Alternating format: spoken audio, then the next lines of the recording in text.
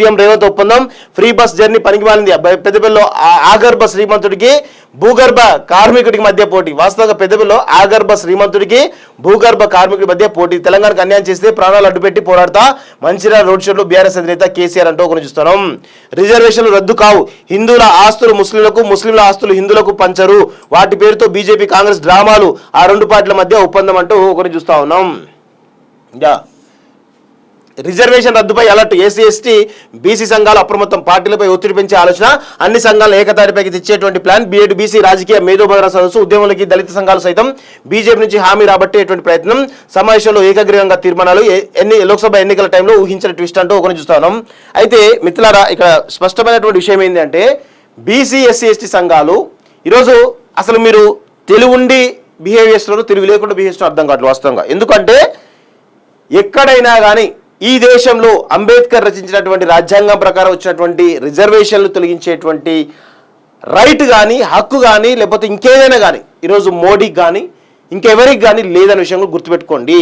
ఇక్కడ చాలా స్పష్టమైన విషయం ఏంటంటే ఈరోజు మనం కోరుకోవాల్సింది ఏంటంటే రిజర్వేషన్ తీసేటువంటి దమ్ము ఎవరికి లేదు వాస్తవం చెప్పాలంటే, ఎవరు కూడా వేయలేడు. అయితే దీన్ని ప్రచారం చేస్తున్నటువంటి కాంగ్రెస్ పార్టీ కానీ రేవంత్ రెడ్డి కానీ ఈ తెలంగాణలో బీసీలకు, ఎస్సీలకు, ఎస్టీలకు ఏ విధమైనటువంటి అవకాశాలు ఇస్తూ ఉందో ఒక్కసారి దానిపైన కూడా డిబేట్ పెట్టేటువంటి ప్రయత్నం చేయండి. అది చేయకుండా ఈరోజు రిజర్వేషన్ల పైన దుమారం ఈరోజు రేవంత్ రెడ్డి డైరెక్షన్లో లేకపోతే ఇంకొకరు డైరెక్షన్లో ఈరోజు రాజకీయ లబ్ధి చేకూర్చే విధంగా చేస్తా అంటే కుదరదు.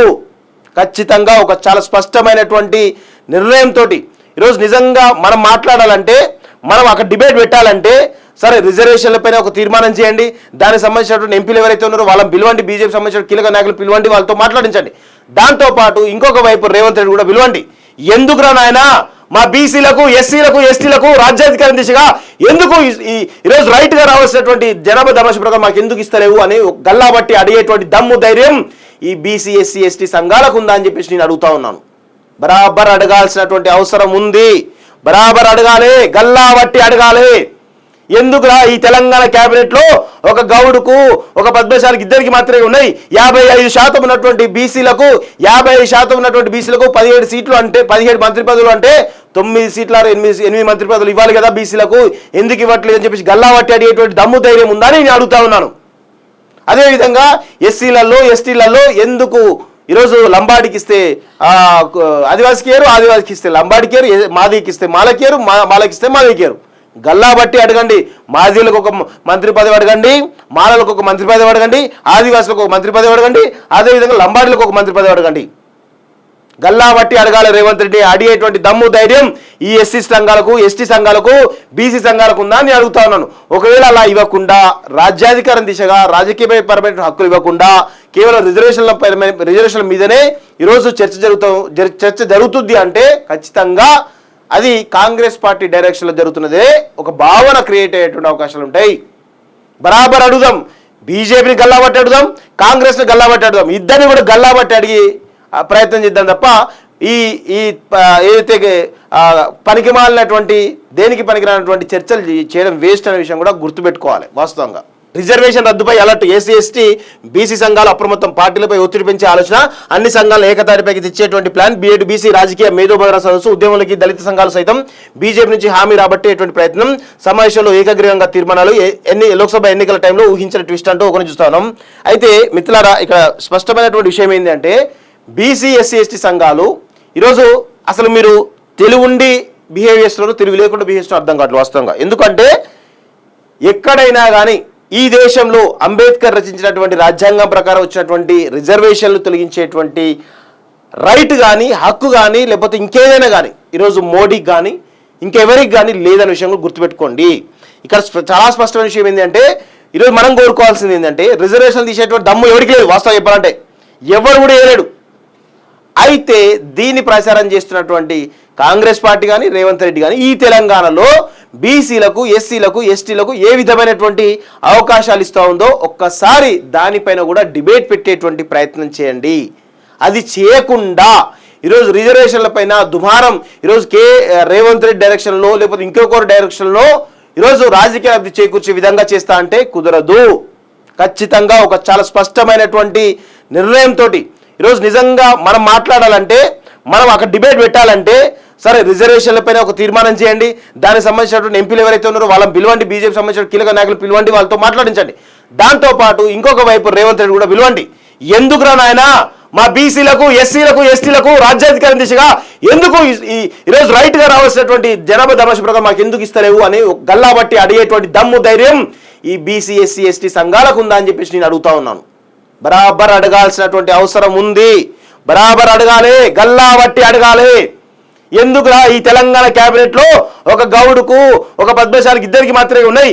55% ఉన్నటువంటి బీసీలకు 55% ఉన్నటువంటి బీసీలకు 17 సీట్లు అంటే 17 మంత్రి పదవులు అంటే 9 సీట్ల 8 మంత్రి పదవులు ఇవ్వాలి కదా బీసీలకు, ఎందుకు ఇవ్వట్లేదు అని చెప్పేసి గల్లాబట్టి అడిగేటువంటి దమ్ము ధైర్యం ఉందని నేను అడుగుతా ఉన్నాను.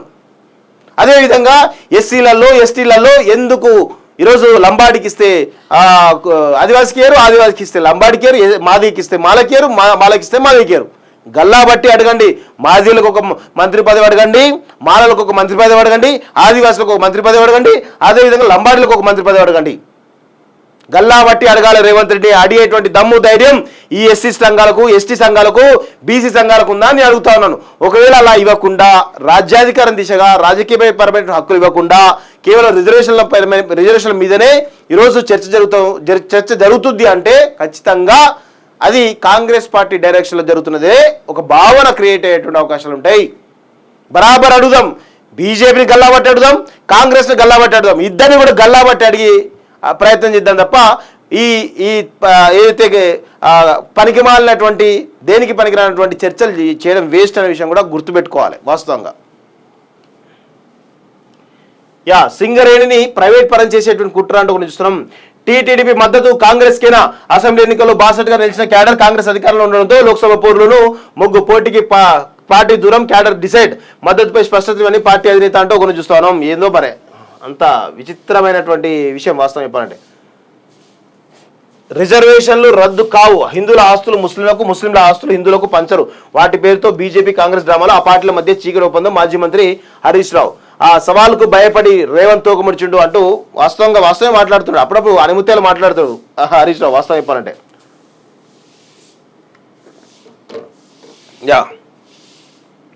మళ్ళీ మోడీని కావాలంటున్నారు కాంగ్రెస్ బీఆర్ఎస్ ను ప్రజలు తిరస్కరించే ఖాయం. బీజేపీ చేవెళ్ల ఎంపీ అభ్యర్థి కొండా విశ్వేశ్వరరెడ్డి అంటూ ఒకరిని చూస్తా ఉన్నాం. బీజేపీకి ఓటేస్తే బానిస బతుకులే మంత్రి కొండా సురేఖ. పాపం కొండా సురేఖమ్మకు తెలియదు నీలం మధును బలిక బాకరాయి చేయబోతున్నారు. అదేవిధంగా వెంకటరామరెడ్డి కోసము రేవంత్ రెడ్డి అదేవిధంగా పొంగులేటి శ్రీనివాసరెడ్డి ఇద్దరు కూడా పెద్ద ఎత్తున కృషి చేస్తున్న విషయం పాపం కొండా సురేఖ గాని తెలియదు. అదేవిధంగా నీలం